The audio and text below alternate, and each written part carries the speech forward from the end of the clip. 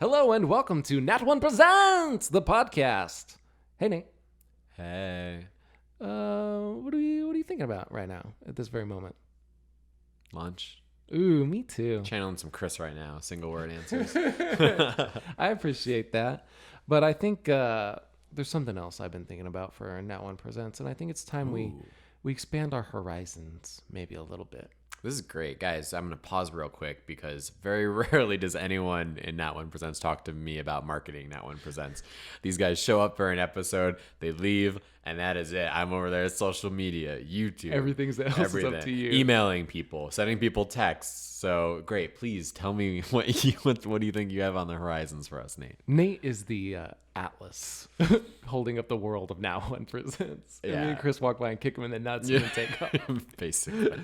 So I'm thinking that maybe we start and get in on this new hype train thing that's going around now. It's kind of new fashion. Like an emerging platform? Maybe. It's called streaming. Oh.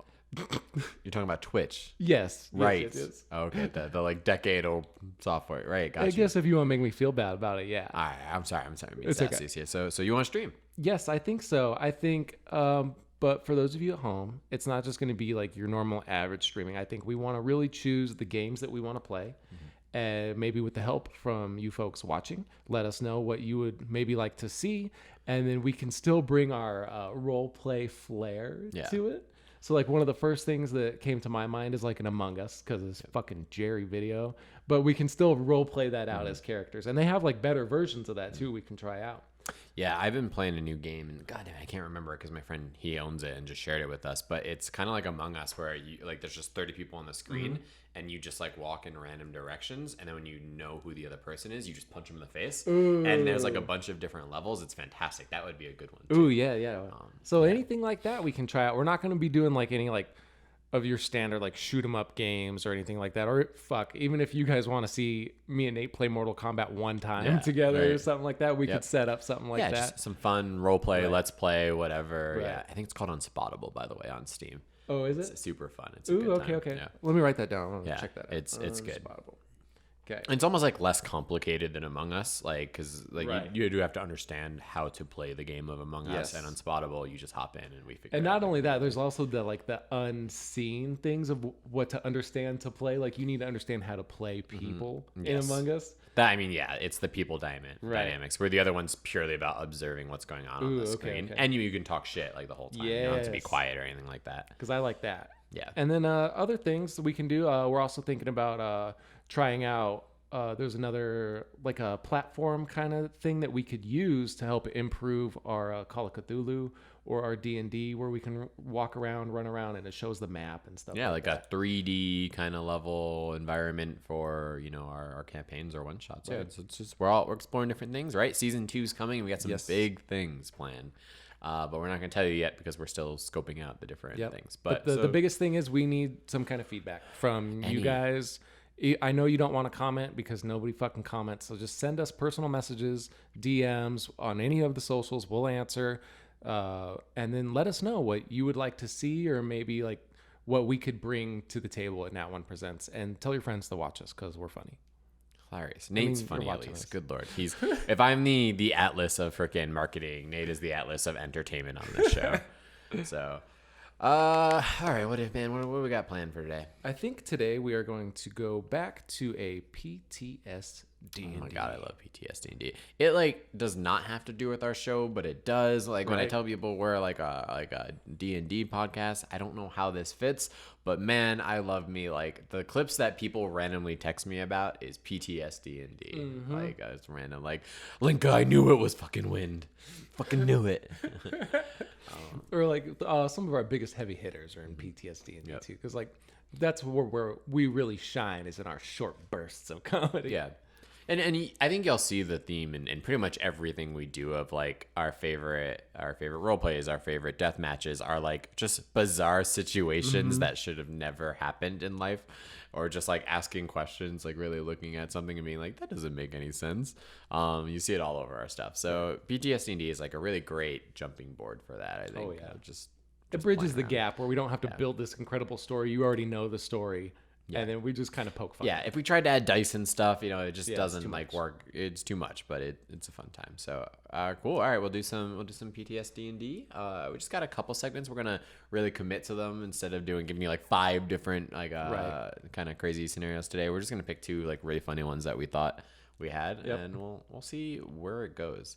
I also have in the future, I have this idea to instead of it always being the doctor, I'm a federal investigator. So it'll be an interrogation room, be where is he? Where is he? And, Where's Rachel?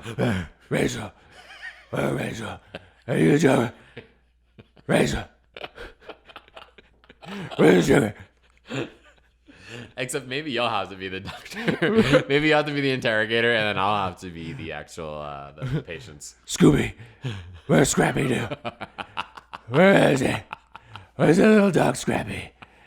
Scrappy Doo, where are you? We've got some work to do now. I wish we could just pause the episode and immediately pivot to that. Next week, that'll be the we'll do next that week. Pete Holmes' Batman investigates all kinds of heinous crimes. Where are you, Raiden? You said you couldn't do anything, but now you're doing stuff. Raiden, that doesn't make sense. Raiden, you could just teleport him away.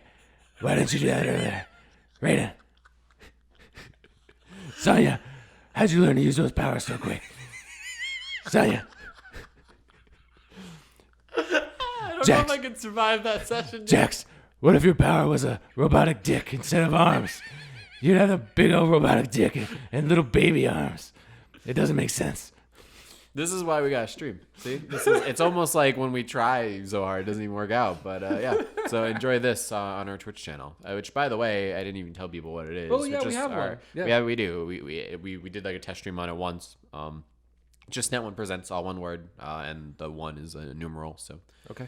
Yeah, check it out. Sorry, check it out, and we will be sure to let you know. We will have announcements on all the socials before we even start stuff like that.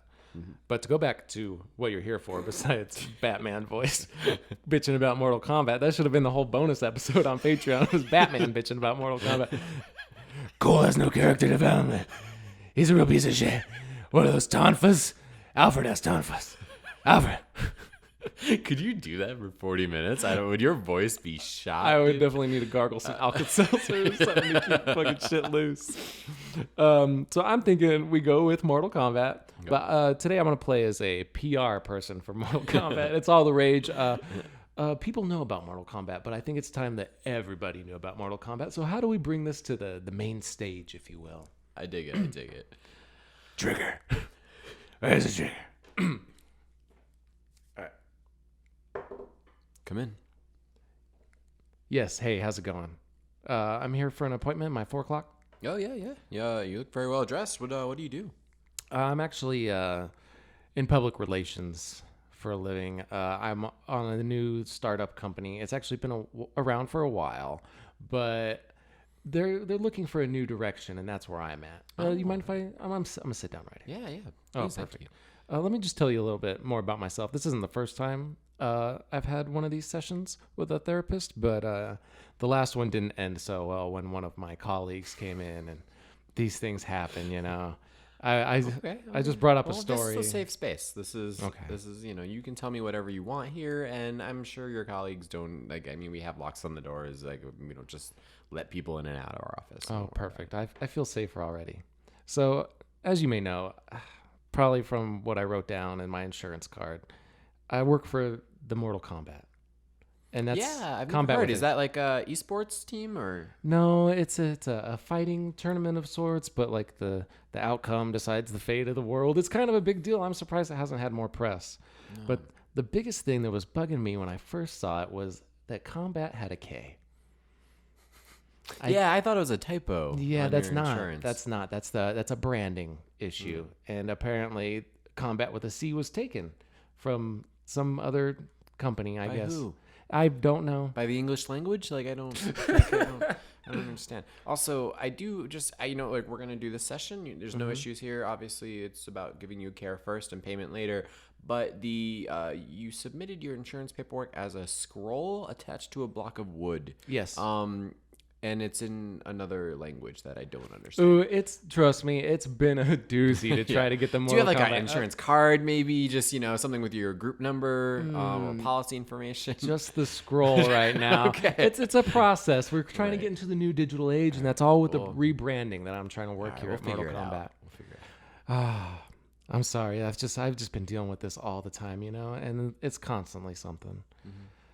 Good stuff, yeah, when we came, we had a filing cabinet, now we're using the cloud, so and I'm sure it's hard, especially you cutting edge, PR person, it must be hard to go in an organization and really usher them into the modern age. Oh yeah, it's extremely hard. Like, I wanted to look something up the other day. I had to walk down 26 flights of stairs, and that led me to a basement that they called the lair.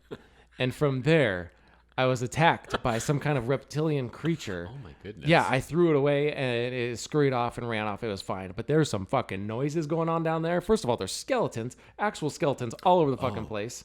And then you have to walk over. I don't know who designed this fucking place where we keep our files, but I had to walk over a narrow little platform and there's acid on both sides of it. If I slip, I'm dying right then and there. And then before that, it's all wooden logs with fucking Where is paper your scrolls. office located? Is that on 34th? No, it's an island that bridges the fucking Earth realm and Outworld. It's called Shang Tsung Island, and that's where I spend most of my time over there. Oh, I never heard of it. Okay. Yeah, it's kind of top secret. You get close, and your compass gets all wiry and stuff. But once you've been there once, you can find your way back again, no problem. Oh, all right, got you. It's filled with... I don't, but I'm just going with it. Yeah, all my coworkers and stuff there are soulless. He writes like monks. delusional, like does not work in like Mortal Kombat. Is it real? Question mark. Go ahead. What's this guy's deal?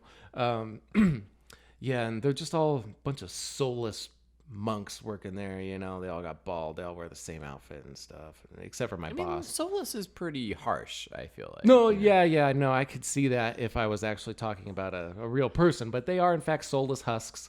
They just kind of walk around and mull about, and then that's not good for PR, I don't think. No. When you're like, this is the face of Mortal Kombat, and you like try to show pictures of your coworkers, and it's just a blank stare. The brochure. It's just a blank stare of a soulless monk, like that's not bringing anybody new to the table, fucking people trying to have fun and play and stuff. It's just soulless face. That's not doing anybody any good. Oh man, that's been hard, plus there's already this prior image about Mortal Kombat because one of the rules that I'm trying to get my boss Shang Tsung to change is the whole like no fight drugs and performance enhancing, right? Oh no, absolutely not. You actually need those to compete at Mortal Kombat. Oh, yeah, because one time a guy got his leg chopped clean off, and then after that he like bandaged it up real quick, and then they're like round 2, and like he's still ready to fight, Wow. But that's the biggest thing is it's the gore and the killing, and I don't know if like that's ready for like children's eyes yet, or like a family show, but it is to determine the fate of the realms, and we got to do what we got to do. Wow, that sounds really intense. Who's running this kind of toxic culture? That would be the maestro himself would be Shang Tsung, would be my boss. But there's a lot of in between too. Like we got to deal with another guy named Raiden, and then he's got his little squad and everything. And I'm kind of more like I'm here in the middle. I'm not on one side or the other. And it's been hard to dial everything in. It's a different atmosphere. Yeah, for sure. So how is like the PR efforts going? Because are you trying to recruit like some entrants into the tournament? Are you trying to just expand the audience of the viewership of the tournament? I think that's my main goal, is to get more people to know what's going on. Like an infomercial kind of deal. But last time I tried shooting an infomercial, they started fighting right in front of me again, and there was a murder in front of me. Oh, was that the one on the news where someone actually ripped part of the camera out and then like stuck it like through his throat? Yeah. And I didn't know that was legal, but apparently nowadays you can bring guns and knives or eye lasers, whatever you got, you can just fight eye with lasers. That. Apparently that's a thing. Yep. Oh, all right. Okay. That's why I'm here talking to you, because I don't know how else to describe that. Sure. Okay. I understand. Picking up. Well, you have to like, who are your confidants? Like, who do you rely on when you're there? Because you can't be in this alone. If it's not a good environment, if you're by yourself, like left to fail. So there's got to be people helping you do your job. Who are your mentors? Who are your guides? Right. I'm gonna say nobody. Okay. There's been nobody here. Like the turnaround here at the Mortal Kombat company is so quick. Like 1 minute you see a new guy and you're having fun and laughing, and the next thing you know, he's quit. dead. Oh, Yeah, dead. dead. Oh, Dead. Wow. Yep. Turned out he got uppercutted. Like burnt out. He got burnt. Oh, just Like caught burnt. on fire. Yeah, he had to fight some specter guy who like came from hell to avenge his family and just Yeah, caught like him on my fire. ex-wife, right? Exactly like that. But it's been hard, you know. If anything, there's been one guy who's really been taking me under his wing, and that's been awesome. His name is Prince Goro. Prince Goro. Yeah. Royalty. Yes, he is. He's a real stand-up guy. What you know? country? From where does he hail from? He's never really told me personally. He said something about having like Khan blood or something like that, some kind of bloodline where he's like half dragon or something. like Mongolian maybe, or Yeah, he could be from that place, but maybe near like a nuclear reactor or something. He just has an extra set of appendages. The arms. He's like got nipple. Oh, arms. arms. He has a whole set of bottom arms. You know the movie Total Recall, like how that guy opened up his jacket and Guido popped out. Like imagine that, but with two big muscular arms popping out the bottom. It looked just like that. Okay. All right. So when you said under his wing, you meant literally in his other set of arms, like he has you in his grip. Yeah, he cradles me. Yeah. And treats me nice. And I don't think he knows that I actually work for Mortal Kombat. I think he thinks that I'm just there for his enjoyment. Okay. All right. Well, hey, I mean, it can be a little weird, but that's nice. So you do have friends. I think building a strong community is really important if you're going to continue and try to thrive in an environment that can be very cutthroat. Right. Which sounds quite literal in fact. Extremely. So, I mean, what can you do? I don't like to put, it on the victim, but like, what can you do to make this a more positive work environment? What kind of changes would you make so that Mortal Kombat is a place where people thrive and people want to be, or want to participate in? The first thing I thought about was, hey, let's stop killing our combatants.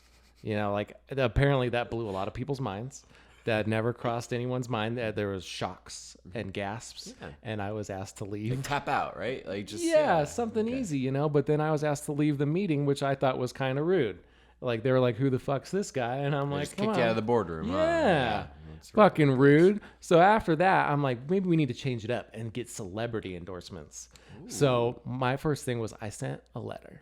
Yeah. To a man named Johnny Cage. You might have seen him. He's in a couple good movies. Citizen Cage. Love it. Yeah. And then Ninja Mime. He's also in that one. Beautiful movie.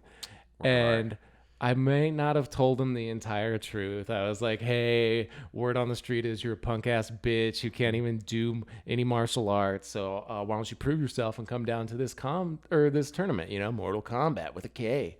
It's edgy. So you deceived somebody. Deceiving's a harsh word. Shang Tsung says it's just talking.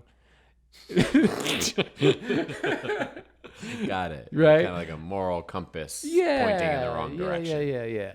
And then I'm going to send out a couple more invitations so we get some big names in here and maybe we can turn this thing around because I'm sure a celebrity death is not going to be the best for my situation. So maybe we need to do some real change. Well, I have a suggestion for you. I know a guy, he works at a rec center, and I think he'd be great for your tournament. He's kind of an undiscovered thing. Let me take some notes. He goes by Kung Lu.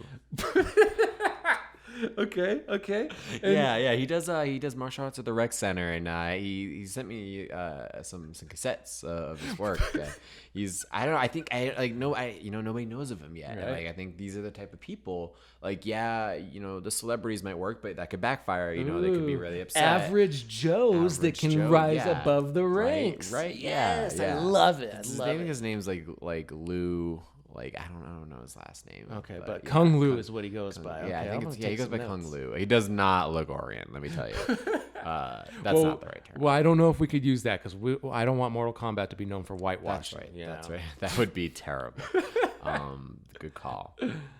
Well, it's been nice just to talk about this and everything. Like I feel like a weight's been lifted off my chest. I'm sorry.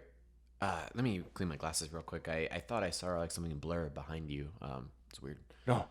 What kind of blur? What were you thinking? Oh, I don't know, kind of like a chameleon type deal. Like Son of a bitch, he found me. I fucking knock over some chairs and shit. Look, I may have a fucking master's degree, but I know how to defend myself now. We'll just call it that. Yeah, fucking hell. It wasn't bad. All right. And that's I like that you didn't realize I was talking about Kung Lao. Like, I know this guy at the rec center. And you're like, okay, let me. Yeah, like, I thought you were gonna do a real character. Like, oh, he's maybe gonna bring up Jax or something. And that's exactly how the real Mortal Kombat movie should have went. That's how we would have been much happier if that's how the recent 2000 or 2021 Mortal Kombat 2021. All right, we got one more for you. I think we're pretty excited about this. I want to walk you guys through our train of thought on how we got to this next one. Mm-hmm. So, Mortal Kombat 2021, which led us to talking about Mortal Kombat 1996, which led us to talk about Raiden, which led us to talk about the sequel, Mortal Kombat Annihilation, which replaced Raiden's actor to a guy from Pet Sematary, which brought us to a PTSD&D skit about Pet Sematary. Yes, that is exactly how it went down. They that nailed is how it. Goes. 100%. Yeah, following that very linear point of thinking between us. Just like the meme you talked about. That's how we think here now. This is exact point. Sonya's fucking dumb wall. Bitch can't even have a computer. And if you don't get that reference we just made, go ahead and become patron because we talk about it in our bonus episode. Yes, which is it's a Slayer. You'll laugh. It's a Slayer. It's a real fatality. Okay, so here we are. I'm thinking Pet Sematary. Now, this is going to be a little bit pre-movie from what I'm thinking. I want to play as a dog catcher. Now, obviously, at some point, the word on the street is that, hey, you need to stop burying your pets there because they come back to life. How did we get to that point? Yeah. That's what I asked Nate. How did we get there? So I'm really thinking at some point, all these kids' fucking pets were just getting up and roaming around and fucking killing people and shit. Yeah. And there had to have been some kind of gradual thing. So, but it wasn't all like cool pets either, like rough dogs and stuff. It was like really like dumb, like guinea pigs and shit, like real weird shit. Cockatiel and shit, like a zombie cockatiel flying. I don't know if it still flies. Feathers still work. I don't know how this works.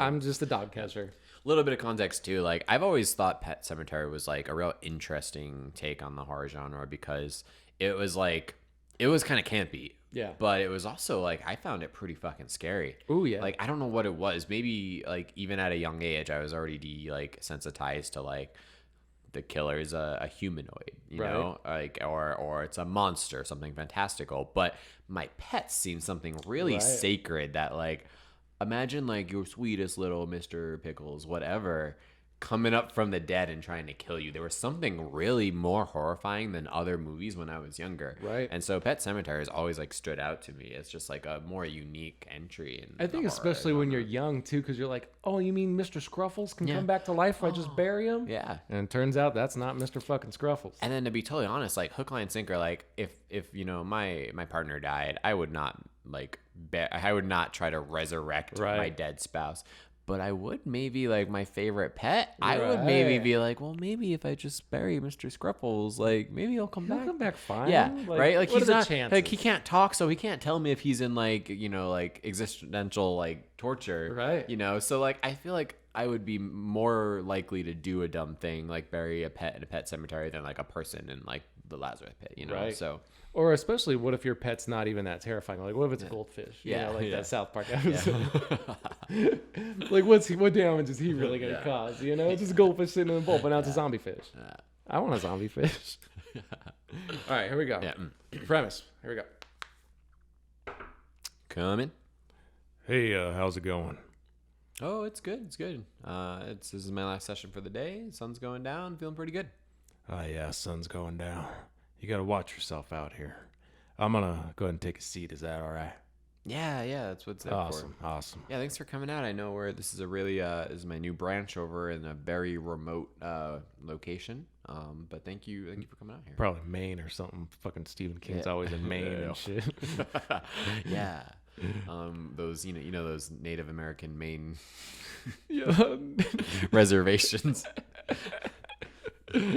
Yeah, I'm glad you brought up the Native American thing. I think that has something to do with one of my issues while I'm here. Oh, okay. All right. Please tell me more. All right. Now, the problem is things were going great.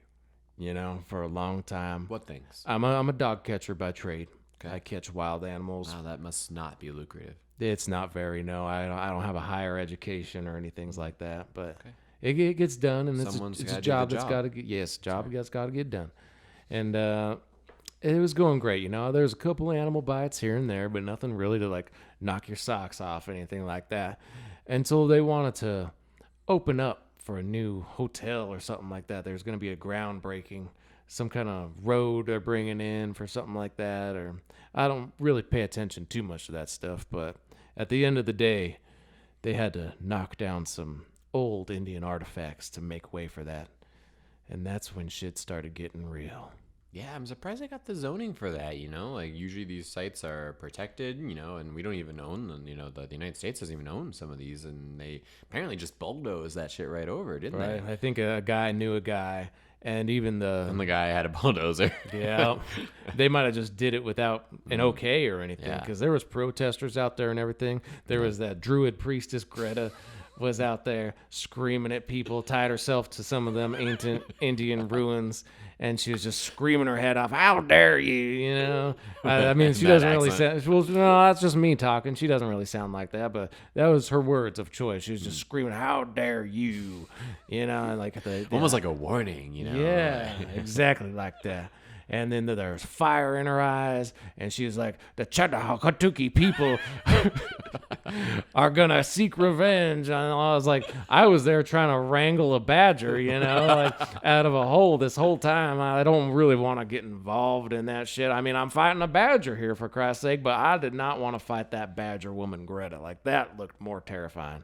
But like everybody else, she had to go take a nap and eat a sandwich at some point, and that's when they snuck in and plowed down all those gravestones and shit. Oh, tragic. Absolutely tragic. Yeah, they didn't even care about it. Like, one guy was like, I shouldn't have ate those tacos for lunch, and he hopped out of the bulldozer and took a crap right there in the field.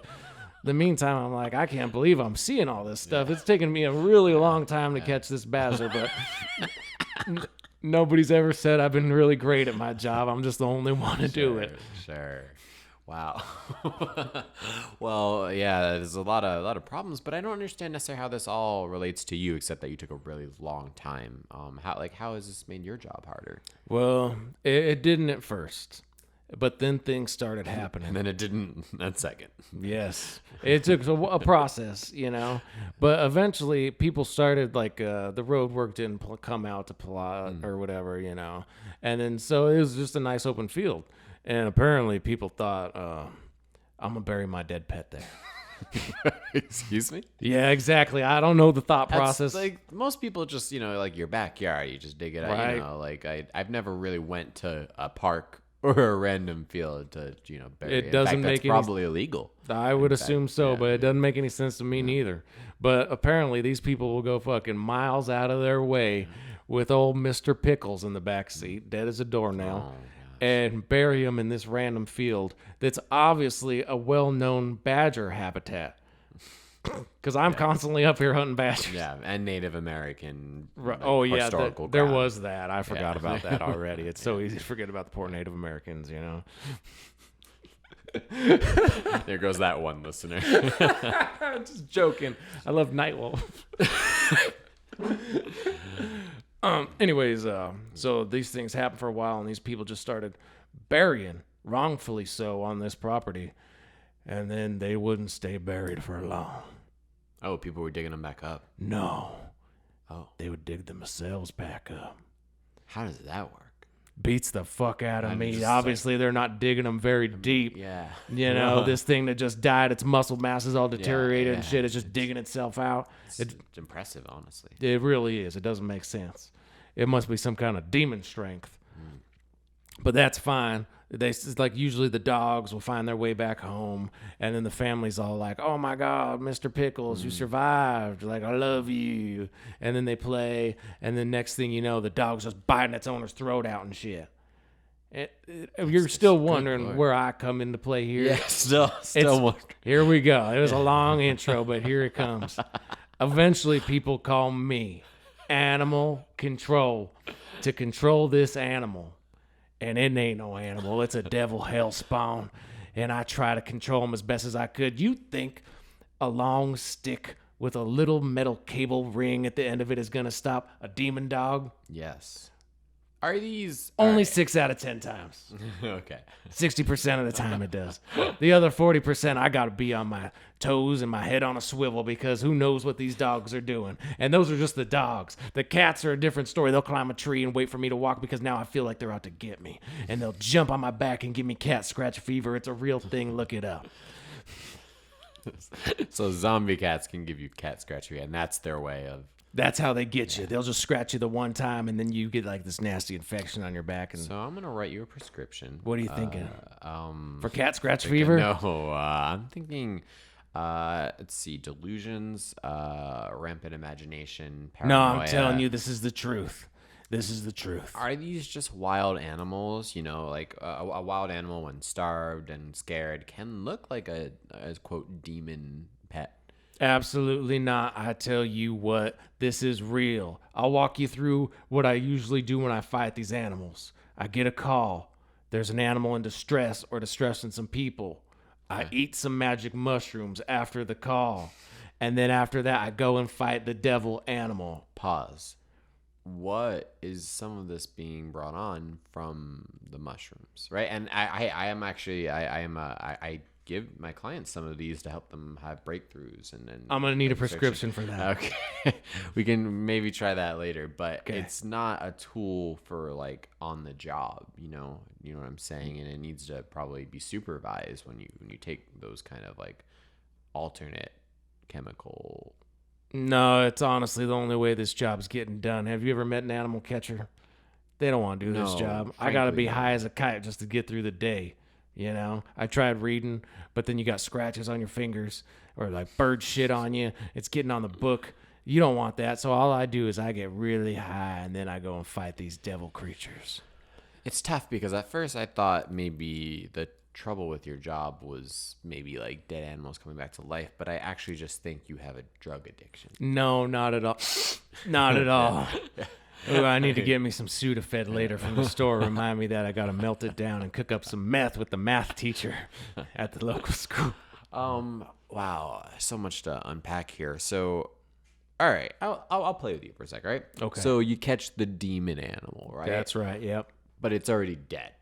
Correct. So what happens? You just have a cage. You have a bunch of cages back at the shop with demon animals that can't die. No, what I do You is find them new homes. Like you train them. Like what's going on? now this is the way I normally dispose of them. Now, don't tell nobody this. It's kind of illegal, but you can't kill what's already dead. Everybody who Like was my ever relationship, yeah. everybody who's seen an episode of D Hunters knows that. It's the best show out there right now, D Hunters. Now, all I do is I shackle some heavy weights to these critters and go to the local lake and just toss them in there. Oh, nice. Kind of like what they did with Godzilla and freaking Megatron. Yes, exactly like that. It didn't work for either of them. Well, this time it does work because these critters sink down to the bottom where they're shackled. They're still alive, mind you. It's still a little bit snippy, but nobody's swimming in that lake. So your solution to the illegal pet cemetery is an illegal sunken pet. An illegal underwater pet cemetery. See, it's better because it's underwater. I think there's just a lot of things to unpack here. What kind of growing up, like why aside from not being good at clearly anything else, Correct, why did you are. I feel like there's some trauma that we don't. Tell me about your first pet. Maybe this is what's causing some of the delusions around the pet cemetery. Well, for the longest time, my parents never let me have a pet.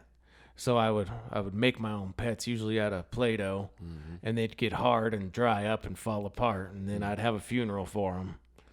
Because, like, there's a little cat I made, and his head fell off, and I felt so bad about it. I thought, man, if there's only some way I could bring this little kitten back to life, this Play-Doh kitten. Okay, so this stems from an early age, this obsession with death and rebirth, and right, yeah. What else is dead in your life that maybe it's not about the pets, maybe you're trying to bring something else back to life. Well, I got gout. Does that count? No, I got diabetes. Okay, great. All right. Well, so we're gonna go ahead. We're gonna do that. We're gonna. You're gonna write me that prescription for them mushrooms, right? Yeah. All right, cool. Yeah. I'm gonna go ahead because I just, frankly, whether I do or not, you're still gonna go pick I'm up gonna that take 'em. Sudafed. And I'm gonna take it. I'm gonna cook some meth. But I want you to do some exercises. I want you to work on letting go and moving on. So the next time you see an animal, or you have a traumatic experience, you need to let go. Like, I forgive you. You get cat scratch fever. I accept it. I move on. All right. And you just move past it. All right. And maybe this will help you detach from this insane theory of animals rebirthing and trying to terrorize your life. You know what? I'm gonna try that. I always I've been saving up my vacation time. I always want wanted vacation time as a dog catcher. I do. Yeah, it's a government job. Still a couple benefits. Cool. Not a lot. But I always wanted to go on safari, to Africa and see the lions. I think I'm gonna get face to face with one of them lions and tell them I forgive them. Is that what you're saying, Doc? Well, our session's over, and I'm not even sure your card's gonna charge. So, yeah, that sounds great. Let me know. Hit me up after that safari goes, and we'll work on the next thing. Yeah. Just give me that script, and I'll be on my way. Thank you. All right, thanks. All right, I'm really excited. Honestly, the next time we do PTSD&D, I think we're gonna do the Batman interrogation. I think that'll be great. We'll switch it up a little bit, change the formula. But I really enjoyed your Mortal Kombat PR guy. I think that was a lot of fun. I love to imagine like real jobs and real people behind these like imaginary scenarios. It's just the funniest. I always try to make them into pieces of shit, anyways. Yeah, it doesn't matter. Like they always are trash. Thank you so much for listening this week. We, of course, will see you next week. If you have an iPhone or you're using Apple Podcasts, or even if you're not using Apple Podcasts, just go ahead and hop in Apple Podcasts, and I'll say it 7 more times, and leave us a review. That's where I'm getting with this. Leave us a review. It helps just other people find our content, helps rank us up just ever so slightly. If you want to see any of our bonus content, our creative process, our take on Mortal Kombat, our reactions to things, or unaired episodes and stuff, check out our Patreon. We haven't said it in a while. Just $1. Just a dollar. Goddamn. I know. And be sure to tell your friends, family, anybody you can, help us out, share the word. And stay tuned with us as we progress to season 2 of Nat1 Presents. And we're going to bring some things to the table. Fun things, streaming and more. So more to come. We will see you next week. Bye.